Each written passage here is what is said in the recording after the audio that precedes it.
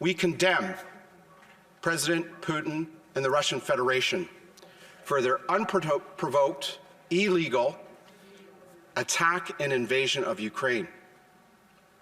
We stand with Ukraine.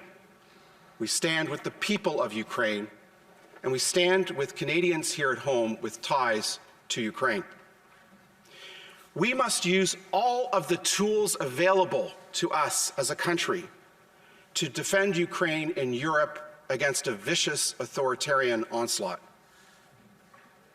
One of the things that Canada can do to support democracies in Europe is for this government to recognize that Canada has immense energy resources, is to recognize that energy is vital to Canadian and European defense and security, to recognize that natural gas is consistent with environmental goals in the transition to non-emitting sources of energy, and to undertake new measures that ensure natural gas pipelines can be built and approved to Atlantic Tidewater. If we can build pipelines to get Canadian natural gas to Tidewater, we can displace Russian gas in Europe, thereby countering the threat from the Russian Federation and President Vladimir Putin, and strengthening democracy in Europe and here at home in Canada. Parliament certainly stands to condemn Vladimir Putin for their unprovoked illegal attack, and we certainly stand with the people of Ukraine.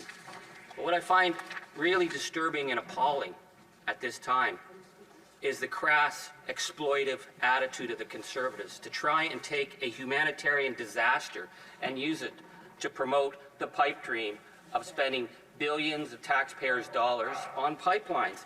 They could have talked about the need for Parliament to stand together to take on Russian disinformation. They didn't do that.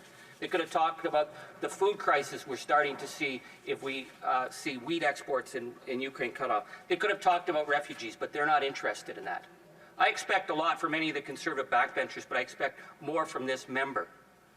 Does he not know that Quebec has already shut down LNG pipelines? So if he's going to get to Tidewater, does he not have a map of Canada? Because Quebec says it will not allow LNG exports because it actually undermines our world obligations to reduce greenhouse gas emissions.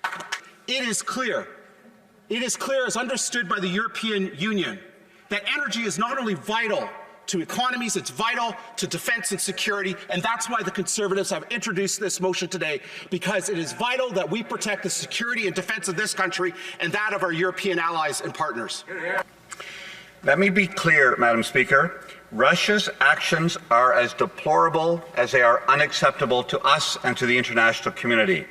And they, indeed, may amount to war crimes under international humanitarian law, which is why we stand together with other nations referring this to the International Criminal Court to actually investigate to see whether war crimes are already being committed. As my colleague has stated, we will continue to stand with the Ukrainian people, and our response has been strong and it has been fast. Every day we have responded to the requests of the Ukrainian people and the Ukrainian government. Every day we have done the things that are meant to suffocate the Russian economy and to isolate them in the world. Madam Speaker, it is extremely important that we continue these important efforts and not be distracted by other issues.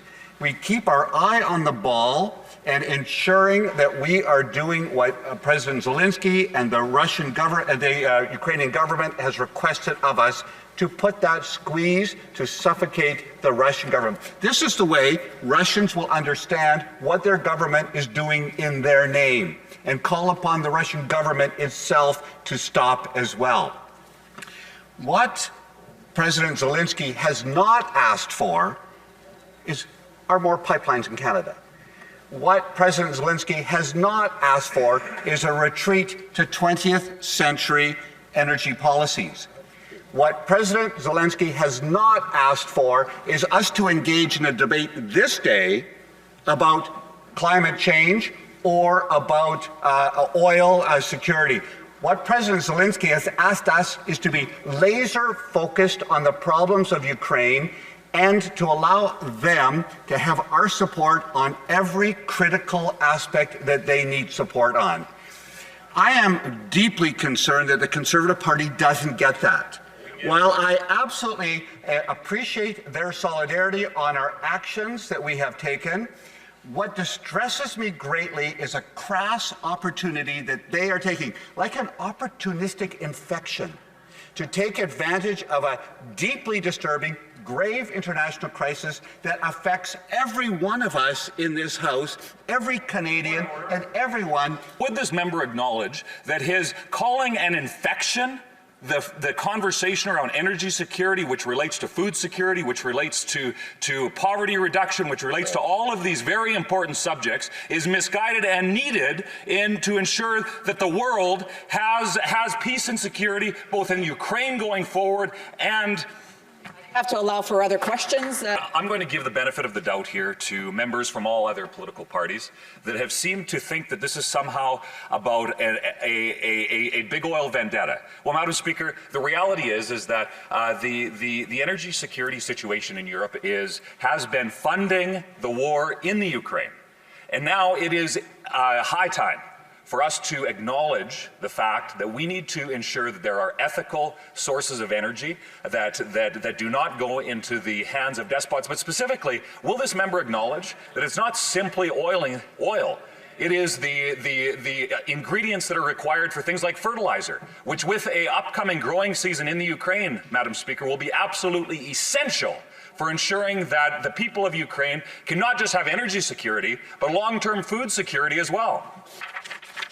The cynicism, the exploitation of using a humanitarian disaster to promote, once again, the interests of the oil sector, I'm actually appalled. I know that there's many on the Conservative backbench who would take that position without even blinking, but I've always had great respect for the member for Wellington Halton Hills, not to play such a stunt at this time in our history. Because this motion could have talked about the need to deal with Russian disinformation and a strong position by our Parliament. We would have supported that. We could have talked about the need to help in visas and the refugee crisis that's clogging the Polish border, and all of us could have stood together as a Parliament and supported that. We could have talked about the growing food crisis that we're facing, as Ukraine is one of the world's breadbaskets, and the crisis of that war and what it means for global food supplies. But the Conservatives aren't interested in that. Because the Conservatives' fundamental view of the world has always been to take as much public money and blow it on oil and gas, even though oil and gas is making enormous profits, but they want the public to pay for it. So now what they've decided is when there's a humanitarian crisis, well, that's another good reason for them to shamelessly promote something like this. I'm actually embarrassed, Madam Speaker, that as the world is looking for solidarity and a vision of democracy and freedom and rights, that we're here having to play games of promoting the interests of oil and gas once again in a petrostate like Canada.